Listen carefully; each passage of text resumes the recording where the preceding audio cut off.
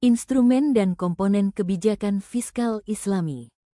Sebelumnya, perkenalkan nama saya Wanda Dwi Lestari dengan NIM 90501230045 dari kelas Perbankan Syariah C. Langsung saja materi pertama yaitu instrumen kebijakan fiskal konvensional. Jadi dalam upaya menjaga stabilitas ekonomi makro dan mendorong pertumbuhan yang berkelanjutan, peran pemerintah dalam mengelola keuangan negara menjadi sangat krusial. Salah satu bentuk intervensi pemerintah dalam perekonomian diwujudkan melalui kebijakan fiskal, yaitu kebijakan yang berkaitan dengan pengelolaan pendapatan dan pengeluaran negara.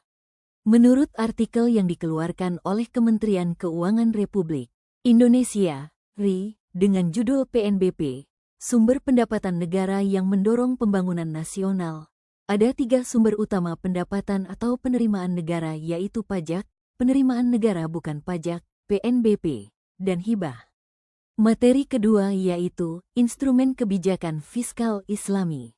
Jadi ajaran Islam dapat dikatakan sebagai ajaran yang lengkap dan terperinci, di mana di dalam ajarannya terdapat perintah dan aturan tentang kebijakan negara untuk memperoleh pendapatan. Di antara instrumen pendapatan yang diwajibkan adalah zakat. Selain itu masih banyak instrumen-instrumen lain yang diatur Islam dan dapat digunakan sebagai sumber pendapatan negara seperti infak, wakaf, sedekah, ghanimah, haraj, jizyah, usur, dan khums.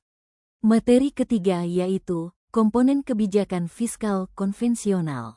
Nah, jadi dalam kerangka ekonomi konvensional, kebijakan fiskal merupakan instrumen penting yang digunakan pemerintah untuk mengelola stabilitas dan pertumbuhan ekonomi suatu negara. Kebijakan ini dijalankan melalui berbagai komponen utama yang saling berkaitan, yaitu perpajakan, pengeluaran pemerintah, investasi pemerintah, dan pengelolaan utang. Dan materi terakhir yaitu komponen kebijakan fiskal Islami. Kebijakan fiskal Islami adalah bagian dari sistem ekonomi Islam uang berlandaskan prinsip-prinsip syariah berpedoman pada Al-Quran dan Hadits. Dalam sistem ekonomi Islam, kebijakan fiskal tidak hanya berperan dalam menjaga stabilitas ekonomi dan mendorong pertumbuhan, tetapi juga memiliki peran moral dan sosial yang sangat penting.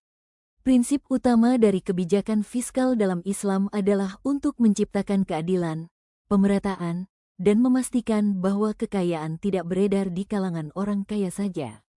Oleh karena itu, komponen-komponen utama dalam kebijakan fiskal Islam terdiri atas 3 aspek, yakni pengeluaran pemerintah, pendapatan negara, dan instrumen-instrumen pendukung lainnya yang seluruhnya disesuaikan dengan nilai dan hukum syariah. Itulah materi yang sempat saya sampaikan.